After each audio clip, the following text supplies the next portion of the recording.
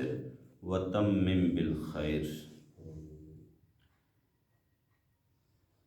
امام بخاری رحمۃ اللہ علیہ کتاب العلم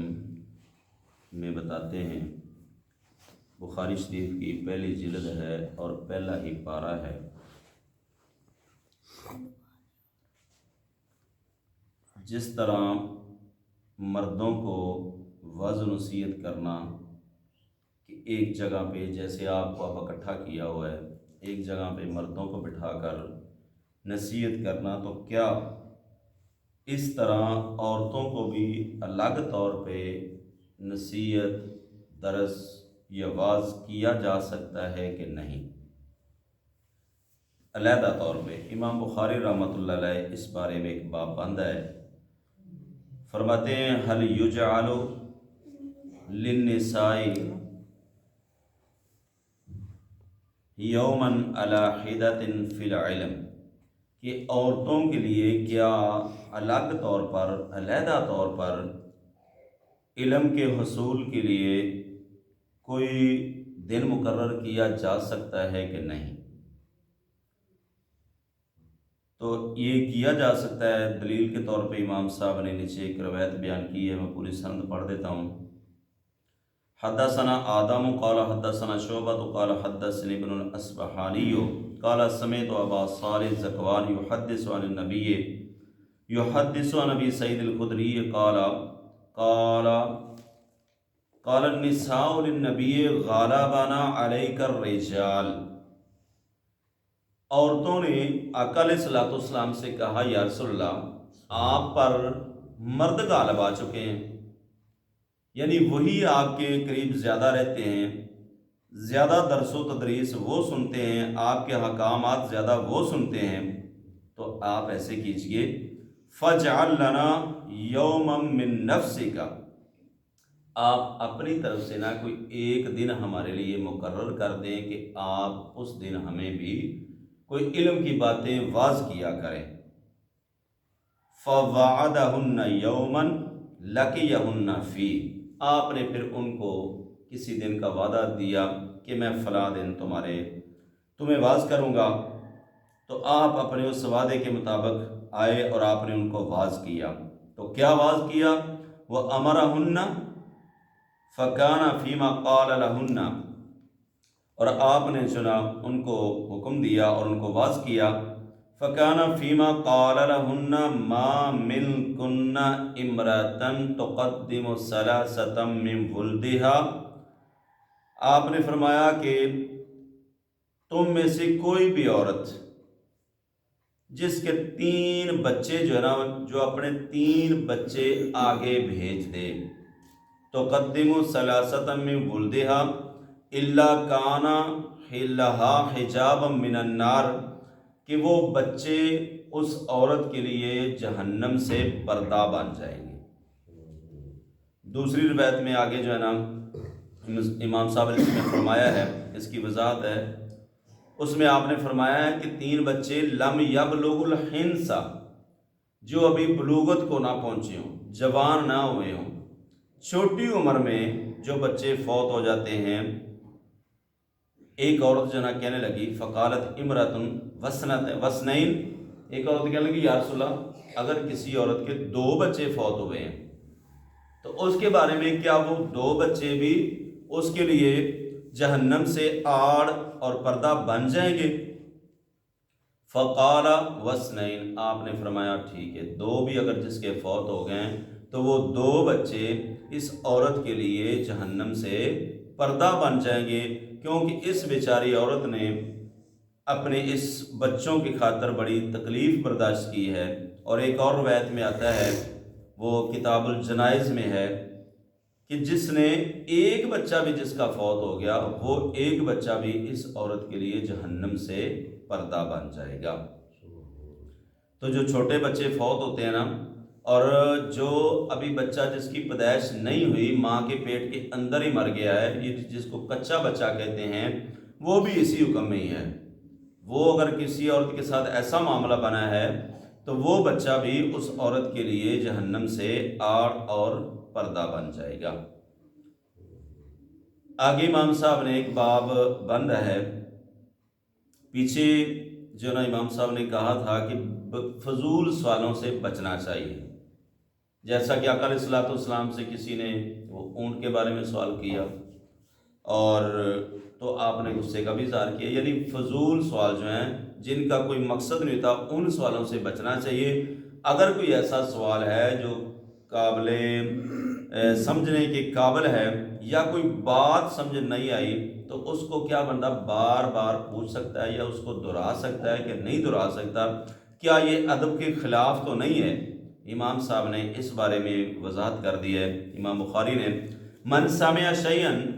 جو بندہ کچھ سنتا ہے، فلم یفہم ہو، اس کو سمجھ نہیں آئی، بات توجہ کہیں اور ہوگی یا کوئی اور مسئلہ، فراجعہ حتی یعرفہ، اس میں پھر وہ مراجعت کرتا ہے، رجوع کرتا ہے، دوبارہ پوچھتا ہے، حتی یعرفہ، یہاں تک کہ اس کو اب سمجھ آ گئی ہے۔ تو ایسا کرنے میں حرج کوئی نہیں ہے۔ اگر کوئی بات سمجھ نہیں آئی تو بندہ پوچھ سکتا ہے اپنے استاد سے، اپنے جو واعظ کرنے والا ہے اس سے، اپنے معلم سے بندہ پوچھ سکتا ہے۔ امام صاحب نے روایت بیان کی ہے، قال اخبرنا نافع بن عمر قال حدثني ابن ابی ملیکہ ان عائشہ زوج النبی صلی اللہ تعالی علیہ وسلم، بے شک سیدہ عائشہ جو آقا علیہ الصلوۃ والسلام کی زوجہ محترمہ ہیں، کانت لا تسمع شیئا لا تعرفہ، ان کی عادت مبارکہ ایسی تھی کہ نہیں سنتی تھی کسی چیز کو، لا تعرفہ، جس کو سمجھ نہیں آتی تھی، الا راجعت فیہ، مگر یہ کہ اس میں رجوع کر لیتی،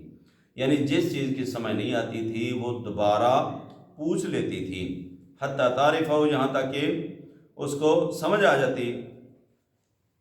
اور ایک دن وَأَنَّ النَّبِيَّ صلی اللہ علیہ وسلم قَالَ مَنْ حُوسِبَ عُذِّبَ، آپ نے یہ فرمایا کہ جس کا حساب کیا گیا اس کو عذاب کیا جائے گا، جس کا حساب کیا گیا اس کو عذاب کیا جائے گا۔ فقالت عائشہ، تو ماں جی عائشہ نے کہا، فقلت یا رسول اللہ، میں نے کہا اللہ کے رسول، اولیس یقول اللہ عز وجل، اللہ رب العالمین تو فرماتے ہیں فسوف یحاسب حسابا یسیرا، قرآن میں اللہ نے فرمایا کہ اس کا آسان حساب کیا جائے گا، تو آپ فرما رہے ہیں جس کو حساب کیا گیا اس کو عذاب کیا جائے گا، کیا مطلب کیا؟ مجھے سمجھ نہیں آئی، ذرا بضابط بات کو سمجھا دیں۔ قالت، فقال، ماں جی عائشہ نے کہا، اس کے بعد آقا علیہ الصلوۃ والسلام نے فرمایا، انما ذالک العرض، یہ جو ہے نا اللہ پاک نے فرمایا فسوف یحاسب حسابا یسیرا، یہ تو ایک پیشی ہے۔ حساب کی دو قسمیں ہیں، ایک حساب ہے لغوی جس کا معنی حساب کرنا، ایک ہے حساب عرفی۔ حساب عرفی جو ہے نا وہ ہے کہ یہ کام کیوں کیا، یہ کام تو نے نہیں کرنا تھا، یعنی چھوٹی چھوٹی باتیں ساری پوچھی جائے، نوکشہ، جس کو نہیں یہ عربی میں کہتے ہیں نقش الشوکہ، کانٹا نکالنا، یعنی ساڑی زبان سے کہہ لو کہ کسی گل سے کیڑے کٹنے، کانٹا نکالنا، یعنی جس بندے کا حساب ایسے بریک بینی سے لیا گیا، سمجھ لو کہ وہ بندہ نہیں بچ سکتا۔ بھی اللہ نے پوچھ رہا تو نے یہ کام کیوں کیا، یہ کیوں نہیں کیا، یہ حساب ہے۔ تو جو اللہ نے فرمایا نا فسوف یحاسب حسابا یسیرا، یہ تو اللہ کے سامنے ایک پیشی ہوگی، تو اس کے بعد بندہ چلا جائے گا۔ اللہ پاک حساب جو نا، حساب لینے پہ آ جائیں اللہ پاک، تو بندہ ساری زندگی سجدے میں پڑا رہے تو ایک آنکھ کا حساب نہیں دے سکتا، ساری زندگی، یہ اتنے اعضاء قیمتی ہیں، تو حساب تو دینے کے ہم قابل نہیں ہیں، نہ ہم حساب دے سکتے ہیں۔ بس یہ ہے کہ اللہ سے دعا کرتے ہیں کہ یا اللہ ہمارا جناب معاملہ آسان کر دینا۔ یہ جب آیت پڑھتے ہیں نا فسوف یحاسب حسابا یسیرا، اور اسی طرح سورۃ غاشیہ میں جو نا، تو اس میں بعض بات نا اینڈ پہ کہتے ہیں اللہم حاسبنا حسابا یسیرا، یہ الفاظ کہتے ہیں۔ اللہ کے نبی صلی اللہ علیہ وسلم قرآن کو پڑھتے ہوئے نماز میں جب کسی عذاب والی عہد سے گزرتے تھے تو آپ وہاں پہ ٹھہر کے عذاب سے پناہ مانگتے تھے۔ جہنم کی عہد گزری تو آپ کہتے تھے اللہ سن جہنم سے محفوظ فرما۔ اور اسی طرح اگر کوئی رحمت والی عہد سے گزرتے تھے تو آپ وہاں پہ دعا کر دیتے تھے اللہم اجعلنا منہم، کہ یا اللہ ہمیں بھی ان میں سے بنا دے۔ اگر کوئی دوسرا طبقہ ہوتا تو آپ یہ دعا فرما دیتے اللہم لا تجعلنا منہم، یا اللہ ہمیں ان میں سے نہ بنانا۔ اور اگر کسی میں کوئی سوالیہ نشان ہوتا، سوالیہ نشان والی کوئی آیت ہوتی، مثال کے طور پہ الیس اللہ باحکم الحاکمین، اس کا معنی ہے کہ کیا اللہ احکم الحاکمین نہیں ہے، تو اس کے جواب میں آپ کہتے بلا ان اللہ علی کل شیء قدیر، کیوں نہیں، اللہ ہر چیز پر قادر ہے۔ اسی طرح ایک جگہ پہ آتا ہے کہ کیا اللہ زندوں کو مردہ کرنے کے قابل نہیں ہے، تو وہاں پہ بھی یہی ہے بلا ان اللہ علی کل شیء قدیر۔ تو امام کو چاہیے کہ وہ عذاب کی آیتوں سے گزرے تو دعا کر دے کہ یا اللہ ہمیں اس سے محفوظ فرمانا، اور دعا میں امام کی دعا میں اس کے مقتدی بھی شامل ہوتے ہیں، نیتاً اس میں شامل ہوتے ہیں۔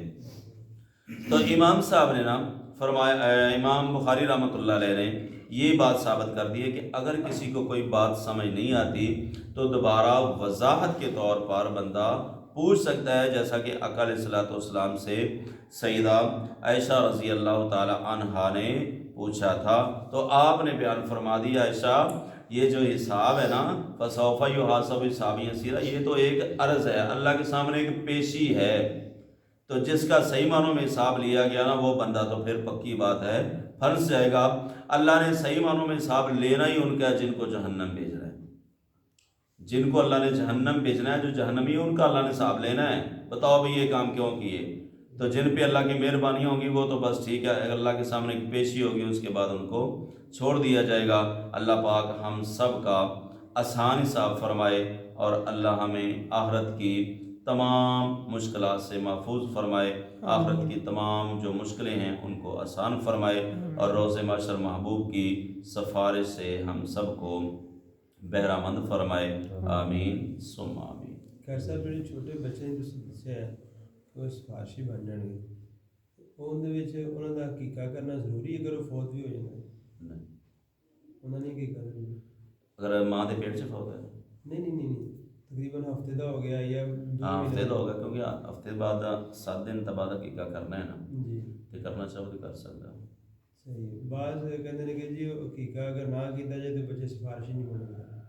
حقیقہ اصل سے نا بچہ سمجھ لو کہ ایک مرہون جویں گروی ہوندا ہے اس طرح ہوندا ہے، حقیقہ کر دیتا جائے تو ذرا وہ گروی بندہ وہ ختم ہو جاتی ہوندی گروی والا کام، تے حقیقہ کوئی لازم نہیں تھا، فرض یا واجب نہیں ہے، سنت